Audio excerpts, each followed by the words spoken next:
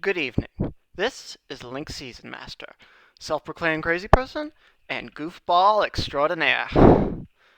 Now, for the last several months, I've been doing my fair share of anime opening compilations, as well as a few other videos.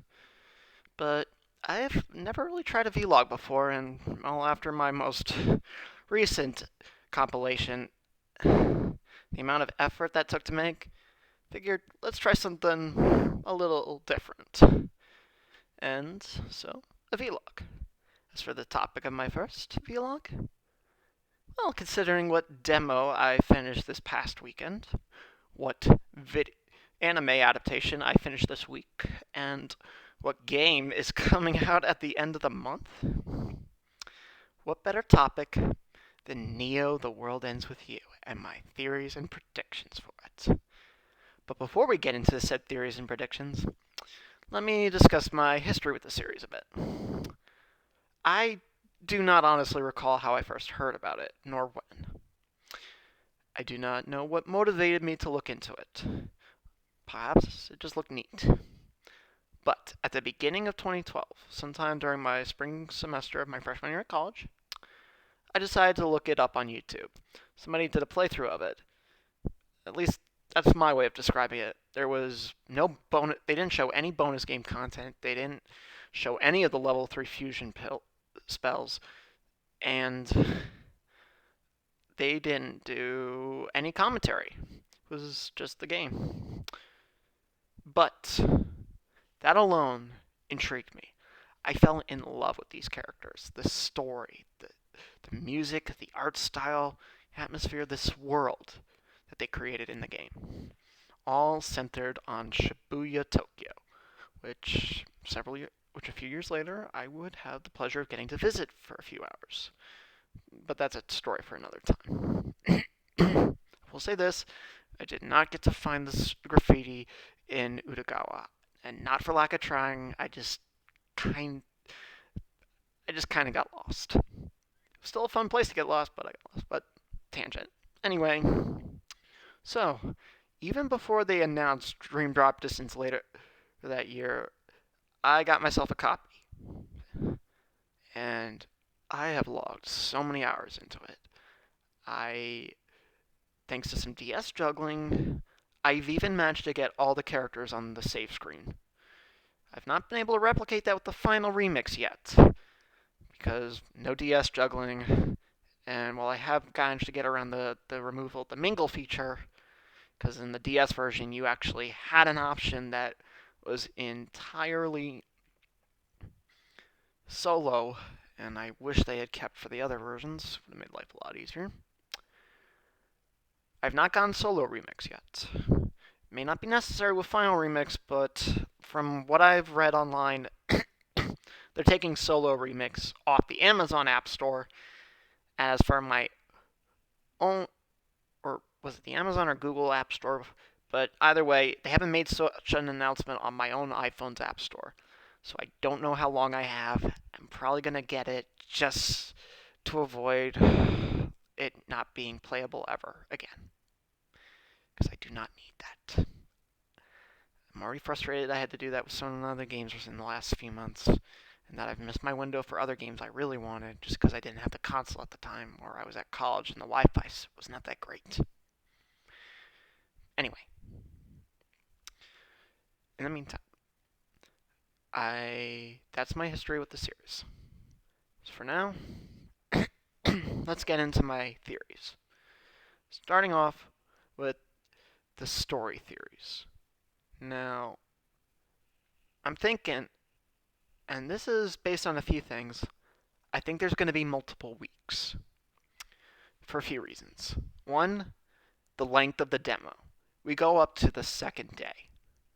And while there's a fair amount to do, unless the next 5 days are going to be huge, I think we're going to get some more weeks. Now, how that would work, and why I also think there's multiple theories, is also based on some of what's already been established in the demo. Specifically, and even some of the trailers. Specifically, the fact that the team who ranks in first place by the end of a week, gets a prize, a wish granted. But who's ever in last gets erased, or at least that's the heavy implication we've got so far. Now, what does that mean for the teams who do not rank at the top or the bottom? My theory? They're still playing. They're still in the game. They just have to keep replaying until they either rank first or they rank last. They're stuck. Now, that could be pretty interesting.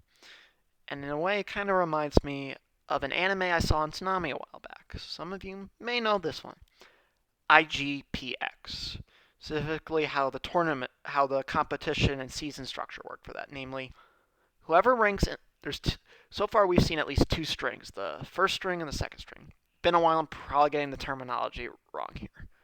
But who's ever at the bottom of the first string gets demoted to the second string.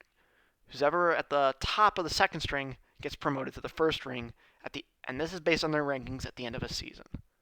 Now, personally, I wonder if there's any sports like that would actually do that. I've heard of that happening with athletes, but imagine if whatever team ranked last for a season in Major League Baseball got demoted to the minor leagues, and whatever team in the minor leagues ranked first got promoted to the major leagues. Now, I know a few teams also apparently have multiple leagues, but admittedly, I don't really follow baseball that much. I enjoy watching in person, but I don't really follow it that seriously. I'm more of a tennis guy, and even that I barely follow. I would much rather see an in-game at a lower level than a upper level play on a television screen. That's just me, and there are reasons for that, but that's not really here. But anyway, that's kind of what my theory is for the multiple weeks. The length of the demo, and some of the implications we've gotten so far. Now here's some story theories, as well as a big part of why I wanted to do a vlog. I have a few friends who are also somewhat familiar with The World Ends With You. But even those that have played the final mix version, none of them have actually tried A New Day yet, so they don't know anything about that. And in fact, in a few cases, they don't know anything about Another Day. So I don't really have anyone I could talk about among my friends. So I just wanted to get these theories out there. Anyway, next theory. Coco. We know from A New Day she is not someone to be trusted. The trailers say she's part of the Shibuya Reapers, which I totally buy. But I don't think she's loyal to them. Even the ending reports that we get from Mr. H in A New Day heavily imply she's working for somebody else. I theorize that's the Shinjuku Reapers. Because even the most recent trailer we got heavily imply that they had a hand in their own destruction, and that they're going to try the same thing with Shibuya. And it's heavily implied during A New Day that Shinjuku was getting destroyed while Coco was trying this. I think whatever she was trying in A New Day with that old dissonance noise, she was after destruction of Shibuya, much like her co-workers were trying with Shinjuku. I don't think, but clearly it did not work. And the ending trailer seems to imply that she brought back Shomi Namimoto, who, considering his body didn't disappear on the last day of the main game, and I'm not sure how dead he was in the first place, but I'm pretty sure he was definitely resurrected at the end of A New Day. But supposedly it's been 3 years between A New Day and Neo. So clearly Coco has had something in mind with Minamoto. So who knows what's happened in that time. But I theorize she is a mole for the Shinjuku Reapers, but she's pretending to be the Shibuya, because the real Karya and Uzuki did not show up at all in A New Day. Second, the last trailer seems to show that she seems to be talking a bit with Tsugumi, and maybe making references to either her, Shiki, or Eri, especially considering Tsugumi is carrying around what is, I'm getting the sense, might be the original Mr. Mew. Only in the clip we saw in that trailer, he's seen better days. So I have no idea what's happened to those two. But considering Gato Nero seems to be using Mr. Mew as a mascot, at least from what I've gathered, clearly they got their wish of being designers. Maybe Gatito changed to Gato Nero, because it seems Jupiter the Monkey's still around, but the other brands, it's not clear yet. But I think Coco in that trailer seems to be saying she's friends with them. With somebody we know. Either Tsugumi or one of the others. I'm not sure if it's Tsugumi. I don't think Tsugumi buys it. If it's Shiki or Eri, they may not know what she's up to yet. Or maybe Shiki has her suspicions, but I think Coco's faking being friends with one, if not all of them. Next up, the last trailer also implied Shinjuku Reapers are after destroying Shibuya, much like they did their home. But I think we're getting some implications. Some of them may either be indifferent to that, or may even not be really on board with that idea. Shoka, I think, is going to, at least at some point, join your party. And I'm going to get into that a bit later, but for now, let's talk about Kai Ono, the guy who's responsible for the Reaper networking service. Once again, I probably botched that. It's been a week since I played the demo, and I tried making this video earlier, but technical difficulties meant I had to restart. I'm sorry. I think Kai Ono, who's been completely helpful in the tutorial. Like, he's shy, he does not seem to talk well with his voice, but he talks like crazy with his texting. And he's been genuinely helpful, similar to Mr. H, actually, from the first game. And the last trailer seems to imply if Shibuya does get destroyed, he's not going to join his cohorts and go into a new area. He's going to go down with the ship. I have a feeling that not only is he a lot more sympathetic with the players than a few other Reapers, especially among the Shinjuku Reapers, I think he cares a lot more for the players, because something tells me he still remembers fully well what it was like to be one of them.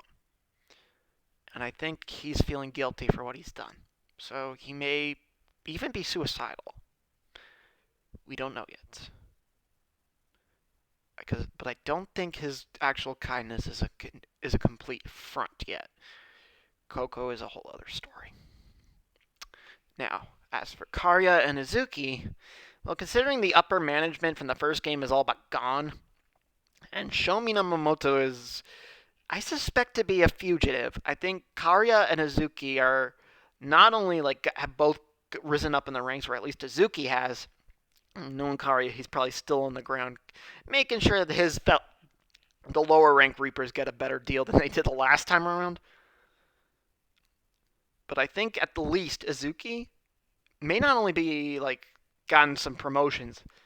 I think she and possibly Karya might be among the upper echelon. They might be the top rankers, at least for the Shibuya Reapers. Not so sure about the Shinjuku guys. Now, another thing. Dogen Zaka. Ramen-dan there still seems to be at least one ramen shop in Dogen Zaka that you could visit during the prologue. Not even day one, the prologue. But based on some NPC dialogue and scanning their thoughts, I think Shadow Ramen has been closed permanently this time. Then again, it's really up to the player whether or not that shop even gets to exist later on in the game. It's heavily implied canonically that it does stick around. Well, no, not really canonically, because especially considering Another Day is canon, and you do mess around with a lot of things, there's probably, I think in the timeline we're dealing with, Shadow Ramen did come back. But it seems to be gone, and an Indian place is going to be, and a curry place is going to be taking its spot. But we have not seen who's running the actual ramen shop where Ramen Don used to be yet. And Kendo is implied to be somewhere else now. The guy is pretty darn mysterious, considering he's also supposed to be loosely based on one of the developers. And he has one very complex backstory. He already knows Prince Oji. Or at least it's heavily implied he does. And there's a very good chance he may also be Shominan Mimoto's dad, even canonically. Well, not canonically in this timeline. Not just in another day. If this is canon, I'm going to keep screwing that up throughout this vlog, and I'm going to be kicking myself like crazy. Anyway, I think Makoto, the guy who was running Shadow Ramen, I think he may have gotten that merger he wanted in a way during the second week. Only I think this time Kendoi passed it over to him, and Kendoi went on to different pursuits. That's just my theory on my part, though. I don't really have any grounding for that, because we haven't seen, so far the only returning human NPCs we've seen so far are Oji, and that's really it. We haven't seen any returning NPCs who's not a Reaper, or a former Reaper in Sho's case, or a former player. Like actual regular residents. The Prince is the only guy we've seen so far, and that's just in the demo. Now, I'm hoping we'll get to see a few of the other returning shopkeeps, including, I'm really hoping, we get to see Shooter. That's going to be hilarious to see him 3 years older. But, especially since I think the music shop in Utagawa is the one that it was based on actually apparently closed a few months before the original DS game came out. Something tells me that shop's not going to be there in this game. We'll probably still have something in Utagawa, but probably not that music shop, since it's apparently not there anymore in the real world. Anyway, as for Wildcat, we've gotten some implications there's a new cat-themed cafe somewhere nearby. They haven't really mentioned Wildcat by name, or even Cat Street, but there's been mentions of a cafe, and Sunshine, from what I've seen, seems to be going under a completely different name. So, either that, or maybe Sunshine's still around. But I have a feeling it's under completely different management this time. As for Wildcat, considering Mr. H only had that shop open a few times, and he's likely on the run now, so unless he passed the torch to somebody else, personally, I'm kind of hoping it's Rhyme, considering, or maybe even one of the actual other players, like Beat, or maybe somebody else. I have a feeling it's either closed or under completely different management. Because he's clearly doing stuff with Joshua in the time since a new day. I don't know what yet, but I have a feeling we're going to find out. Now, it's heavily implied in A New Day that Shinjuku gets destroyed. We don't know why. We don't know how. It may have been a result of a similar game between the one between Megumi and Joshua, but I suspect the reasons were not even that. Something a lot different. We may get to see what it looks like now. Or maybe it's just a completely quarantined area that we're just going to see the outskirts of. Or maybe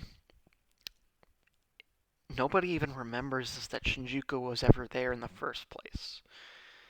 Because I haven't seen a single NPC that's not a Reaper reference, even in the trailers, Shinjuku. Not a single human has mentioned it. So I don't know what's happened to Shinjuku. What's happened to that ward. But I have a feeling we may or may not get to see the remains of it. I doubt it'll be... Well, no. There's a chance it could even be brought back in the end of the game, but... Well, that's a little... I'm also theorizing we're going to learn just what happened between Coco reviving good old Pieface, because it seems she wanted him to partner up with Neku for a new game. Now, I do not suspect that that partnership was going to be even as good as the one between Neku and Joshua, Because Sho did not do a very good job defending himself when Neku accused him of murdering him.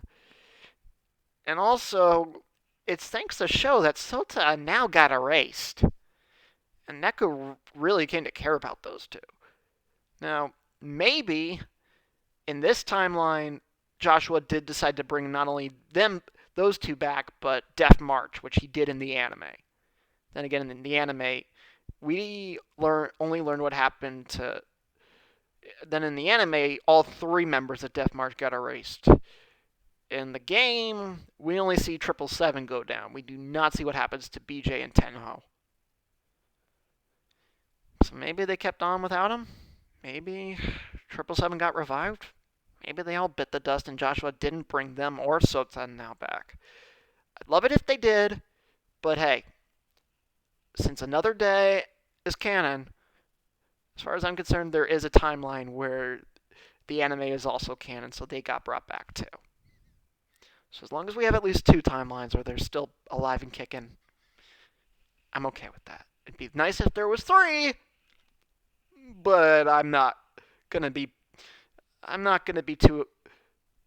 hold it against them if they don't bring them back. But I have a feeling, considering the Reapers, I don't think it was a secret by the end of the day that the rest of the Reapers knew what Sho was doing.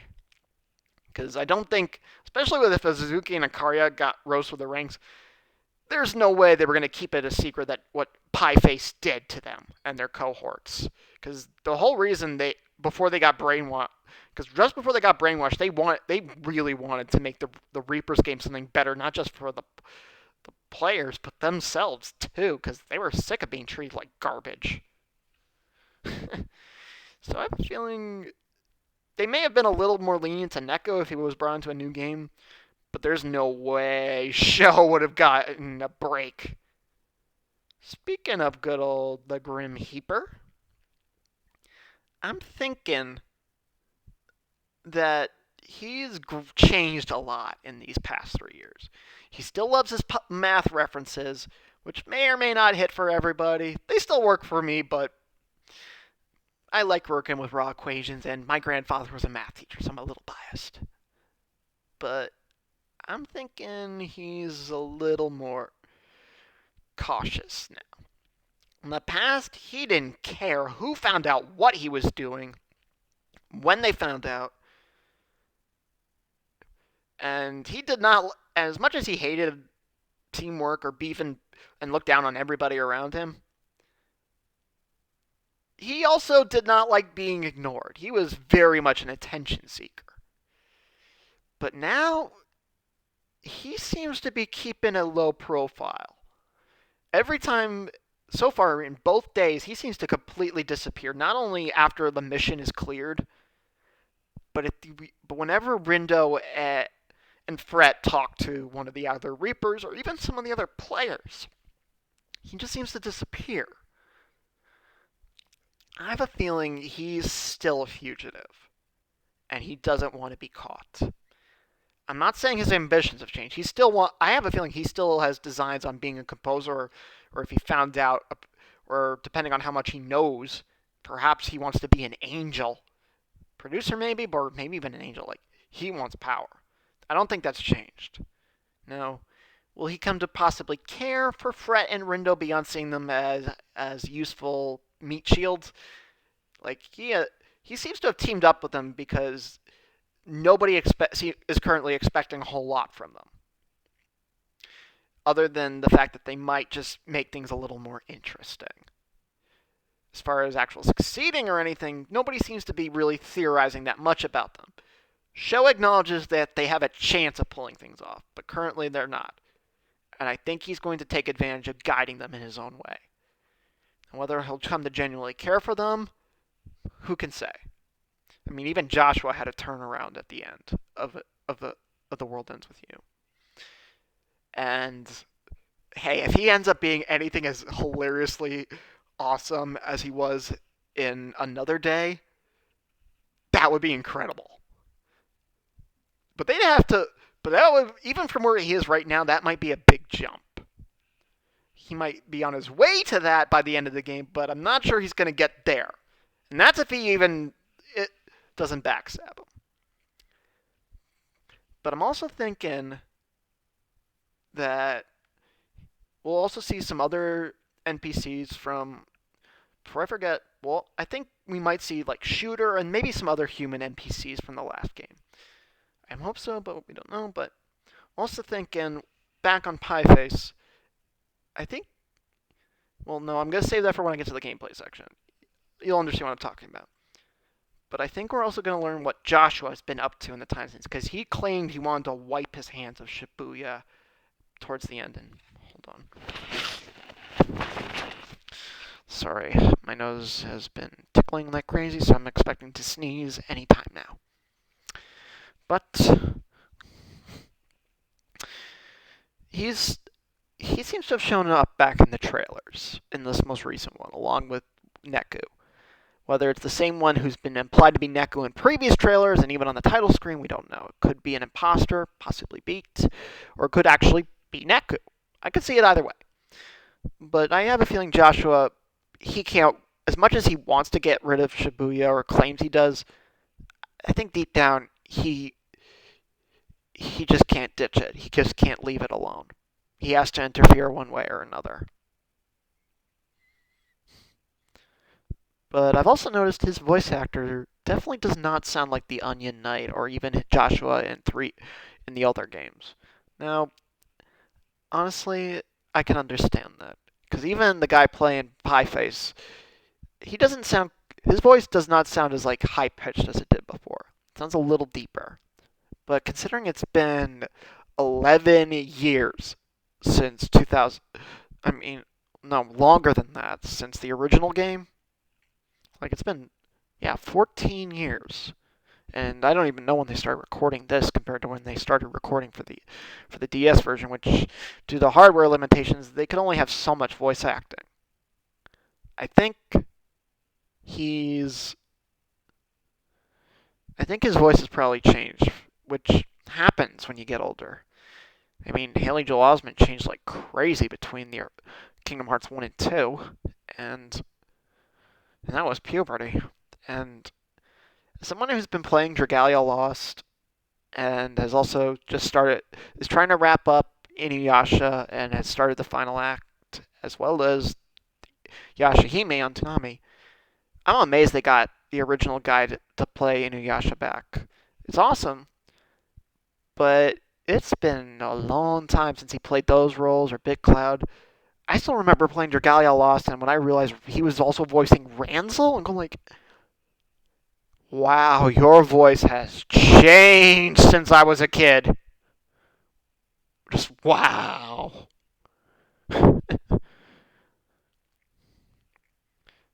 Like, he's still a good voice actor. He does a great job as Ransel.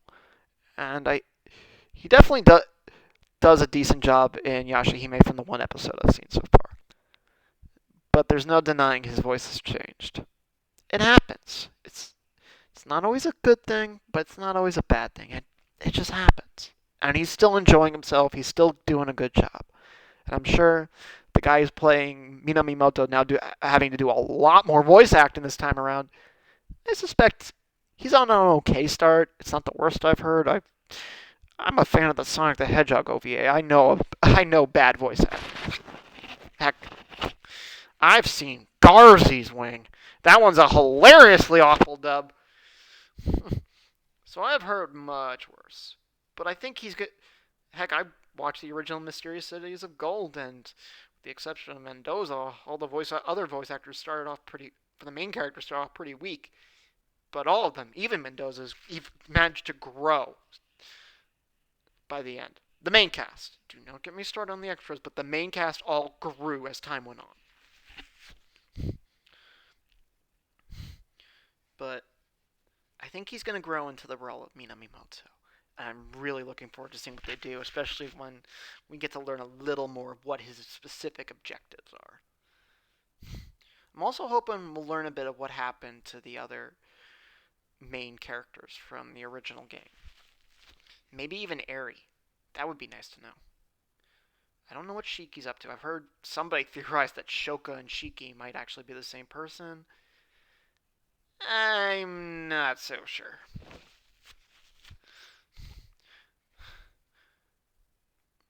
Like, I just beat.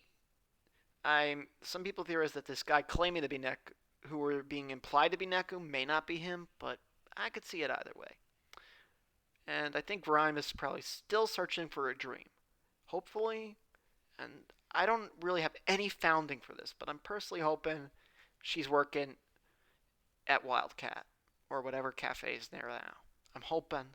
That's just me. I'm hoping she's in charge, or that we get to see her. Whether she'll be sharing her Dream Drop Distance voice actress, or whether she'll be having her one for the original game, which was actually Azuki's, we'll have to see.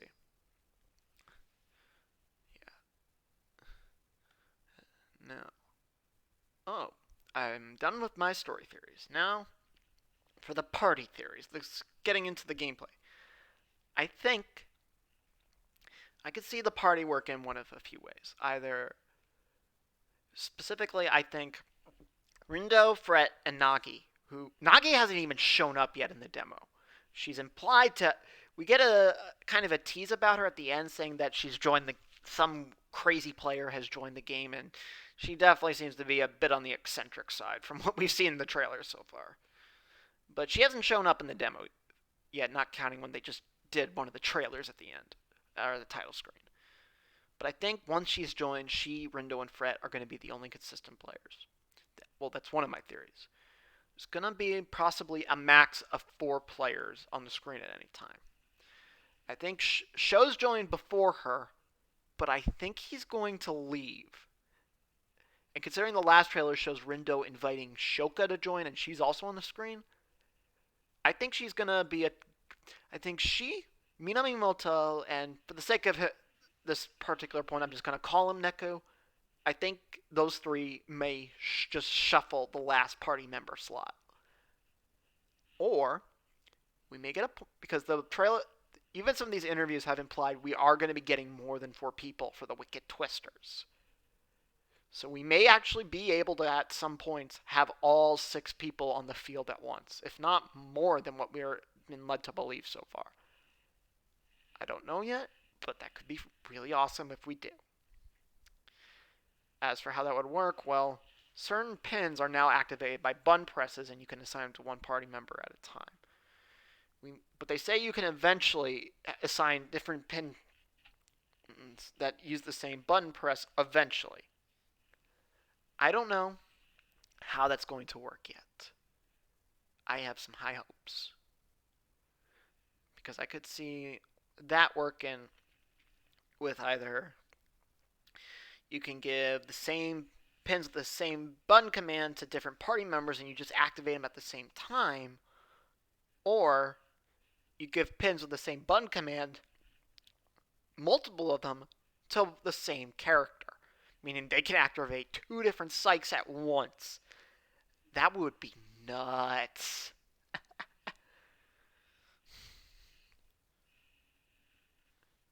I'm also thinking, from a mechanic perspective, we'll be getting to see what exactly the whole rewinding the day or rewinding certain things, how that works, because we haven't really seen that yet in the game. We've seen it in cutscenes, but it's also implied to be a mechanic. Now, I don't know if that means just going back and trying different options, or if it's actually the same thing as the post game from the original game. Specifically, the ability to replay that in that game. Once you beat the game, you could go back and restart any day you wanted while carrying over all your pins and whatnot and gear. But if they give you the ability to do that a lot earlier than the post game, that could be interesting. But I do know they have confirmed in other interviews that there is going to be a post game.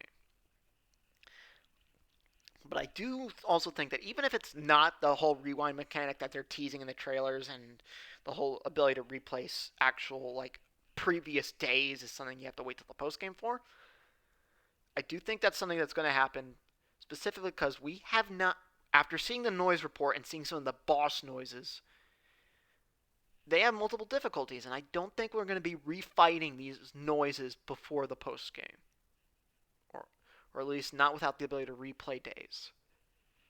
And because it seems that every day is going to have a unique noise boss, which I am in favor of, because there were several days in previous games where we didn't get that, where it was no real mandatory fights at all.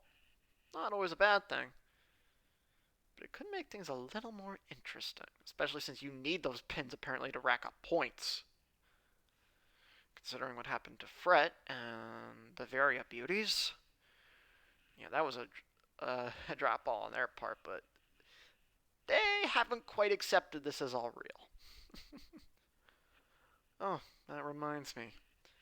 I have a feeling Swallow is a character we know, either from the previous game or someone we've seen in the trailers so far, because clearly they are not affected by the whole being cut off from the real world the same way Fret and Rindo are. So either they're a veteran player, like one of the guys we know, or they're actually a Reaper.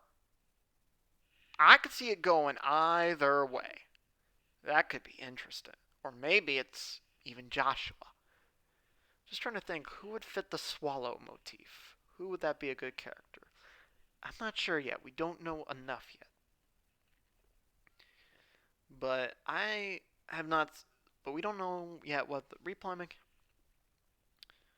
But I also think in the post game, we're going to be getting more of those secret reports. Whether they're also by good old Mr. H or by somebody else, we'll just have to wait and see. But I'm also really hoping we get another bonus day. Because that was hilarious and incredible in the first game. And I have no idea if 10 Pin Slammer is even still a thing in universe. But I'd love to see what, if not, what's taken its place and what we're going to see. But I'm also wondering how the change in the evolution mechanics is coming.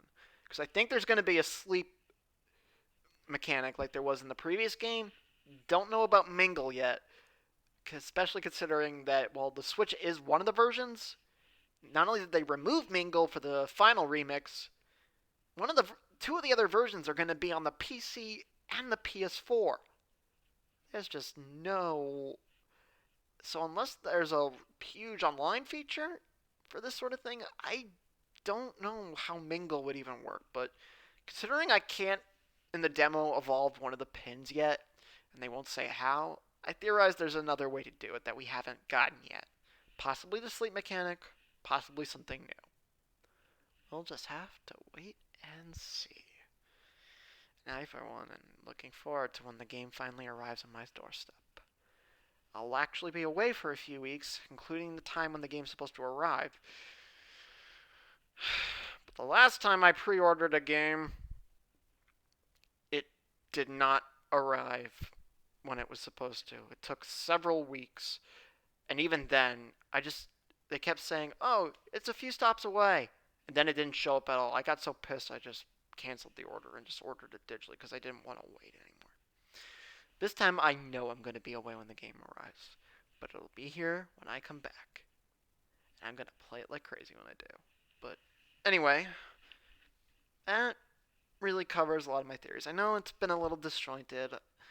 I am using some of notes I wrote as a reference, but they ain't perfect. And it's not as fresh as it was the first time I tried recording this. But hopefully I've gotten my theories out, I've gotten some predictions, and I'd love to hear what some of you guys think. So, let me know what you think, if I'm onto anything in the comments, if you think I'm way off, or if you have some other theories about how this stuff is going to work. Because we haven't even seen we haven't gotten any of the swag yet. I'm gonna love to see what they do with the graffiti, because that also just gets me hyped for Bomber Cyberpunk. Seriously, Lethal League really know. Team Reptile really know how to capture the Jet Set Radio feel. But anyway, that's tangent. or if you guys just want to see more vlogs from me, or if you'd like to see me go back to my compilations. Right now, I am taking a little break from that and trying to experiment with the whole live streaming thing. Planning on trying it tomorrow, but you, I'm running into a bunch of technical issues, so I have no idea, even if anyone votes on my Twitter poll, if I'm going to even be able to do the games they asked for. But if you guys are curious, I will leave a link to my Twitter page in the description, so if you guys want to vote on one of the 4 games I've put out, just let me know.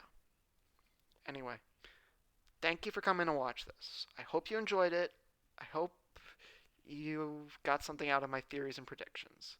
And like me, I hope you're pumped to see Neo, because while I have wanted a sequel for a while, I know some people are hesitant because they thought it was nicely wrapped up. And while I do think the characters' stories were effectively tied up well, I wanted a sequel from mostly from a gameplay perspective and from a just an overall lore perspective. I wanted to see, well, not even lore. I just wanted to see more of this world they created. I wanted to see more games set in it.